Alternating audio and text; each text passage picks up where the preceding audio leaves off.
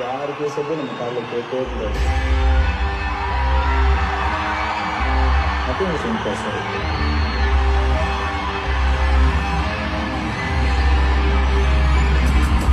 யாரு பாதை காட்ட இல்லைனாலும், யார் கையை பிடிச்சி கூட்டிட்டு போக இல்லைனாலும் நமக்கு நம்மளே ஒரு பாதையை போட்டுட்டு அதுலதான் போய்கிட்டே இருக்கோம்.